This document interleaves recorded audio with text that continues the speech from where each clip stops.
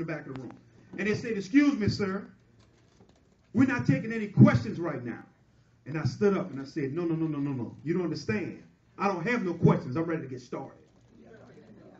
See, because I wanted you to understand I was optimistic. How can I lose in a winning situation? Even from the tax perspective.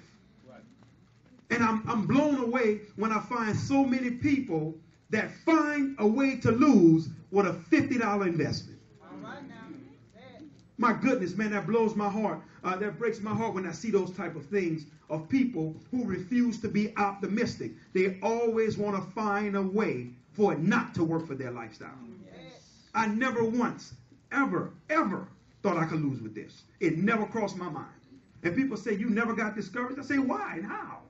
Especially now, I'm in a profitable situation. Why would I ever walk away from a profitable situation? Ever in life? Because I simply chose to be optimistic from the beginning. Take a look at this. Dreamers, visionaries, people who have a desire to be wealthy, they're dreamers, they're visionaries. I want y'all to understand something. If you do not have a vision of your own, you will always be a slave to someone that does. You better get a vision of your own, because if not, you're going to wake up every single day of your life and you're going to be fulfilling somebody else's vision, and they're leveraging your time and your talents. And you're never using your services for yourself. I want you to understand something. You have to be a dreamer. You have to be a visionary. See, that's what I love about the founder of this company. Because every time we're around the coach, you know what he's saying? He just was on a cruise ship with us all. Guess what he's talking about? He's talking about 10, 20 years down the line. See, that's the type of guy I want to be following. I don't want to be following someone who can only see what's in front of them right now. We going down the road, and if you're saying you're wealthy, you have a vision. Guess what? It may be for ministry. It may be for a business you want to open or own. But you have something that you're seeing outside of what's in front of you and your circumstances. We talk about you said you wanted to be wealthy. All right. Watch this. Wealthy people and investors, they don't have a problem investing in an idea or something that they see. They don't have a problem making it happen. If you show me something that makes sense, I don't have a problem with the investment. We don't have a long, drawn-out conversation. Wealthy people make decisions swiftly.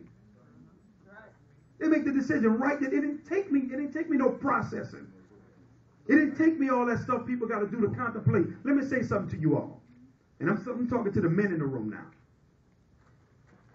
When I saw this business, my wife wasn't with me. She didn't have to be. Mm-hmm. That's right. And I'm always blown away. Seriously. That is my marriage. Everybody's marriage is different. Well, we talk to each other about everything. That's not true. Mm-hmm. That's not true.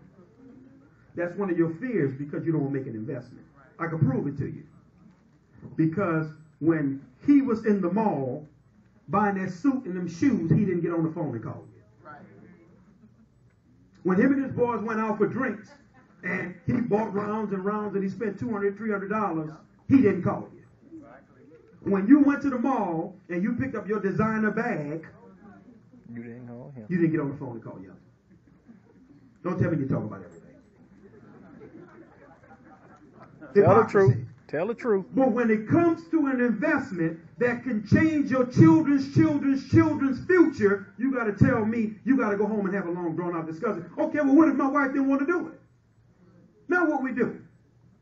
See, because I'm responsible for providing for my family. So as a man, this was a decision that wasn't up for discussion. Now I want you to understand something. She has the same right. I tell my wife all the time, my wife hasn't worked in almost 20 years.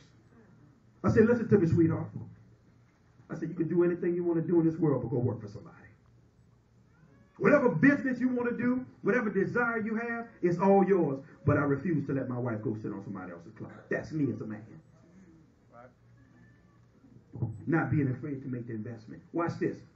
People with a wealthy mindset, they're innovative. They find a way to win. They ain't do. See, Nakia, we wasn't worried about nothing about no economy and all that.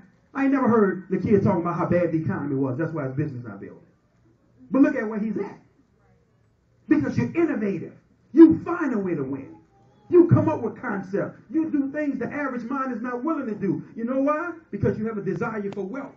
See, I want you to understand, in order to be wealthy, it has to start within you first. And then it's going to manifest physically. There's nobody that done anything great in this world that it did not start in their mind first. Michael Jordan, when he was hitting those shots, he visualized it first. Yes. Joe Montana, they was talking about, hey, Joe, how did it feel when you won all those championships? He said, I was winning those championships back on in my backyard at home when I was 12. That's right, that's right. Joe Montana said, I've been winning championships. Yeah. The manifestation took place when I became a man. You have to. It has to be inside of you. You have to visualize it and be innovative about it. And watch this. You have to be decisive. Man, you got to make a decision to win and you ain't looking back. I don't care how the wind blows. I don't care how the storm goes, where it goes, the challenges this company had. We were decisive. It didn't matter. You know why?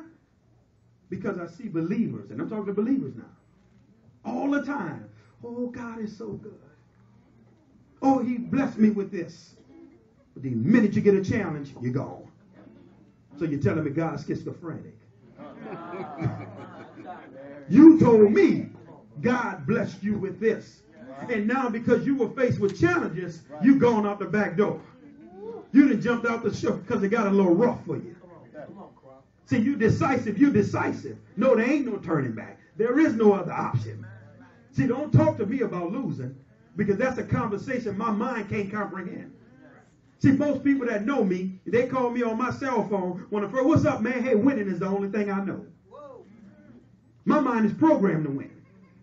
See? And you say, well, how could that be possible? Because you're looking at a boy that came from Hurricane Katrina when he started his business. 2 days worth of clothes with 4 kids, a handicapped son. Because I thought we were going back. I'm in Atlanta with 2 days worth of clothes. I'm thinking I'm going home, Nakia. I'm in a whole nother city. Don't know a whole bunch of people. But I had to be decisive and find a way to win. Because I chose to believe my God and what he says versus how my circumstances look. See, sometimes God puts you in those situations because, watch this, I want you to understand what I'm saying to you. He needs to challenge your faith. It's only for that reason. It's only for that reason.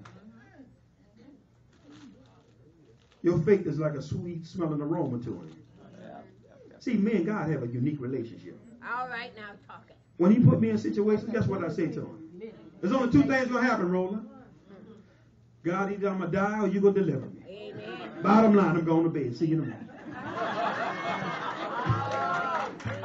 Period. Cut and dry. And guess what? I'm still here, so he's been coming through. Amen. See, I want you to understand that. You have to be decisive about your faith, your business, and you have to make sure you're going to win, especially if you're talking about being wealthy. We're talking about the wealth mindset now. That's what we're talking about. Now watch this. Hold on. Now I want you to remember the topic is what claim is attached to your name. So if you know this is not you, stop jumping up in the most seminars when they ask you who won't be wealthy and who won't make some money. See, I want you to be real with you until you get to this point. So we can stop being emotional because some of you guys been jumping up and down in seminars for the last 20 plus years. All right. Because you have not developed the characteristics that it takes in order to be wealthy. Now watch this. Hold on. We have another group. This may be you. The middle class. Oh, the middle class, they're comfortable. They got their good degrees. Got their good corporate job. I don't have to do anything. I don't need to look at nothing else. They're very, very comfortable. Let me tell you something about being comfortable in the middle class. I'll never forget this. There was a guy that called me. This guy was making, 6 figures in New Orleans. And if somebody making that kind of money from New Orleans, you got a good job. I want you to understand something. And I was telling him and talking to him about the business. He refused to do anything with it, y'all. They pulled the rug from under him. I never heard a grown man cry like this in my life. on the phone, I mean crying. I have never heard a grown man cry like this. His wife was talking about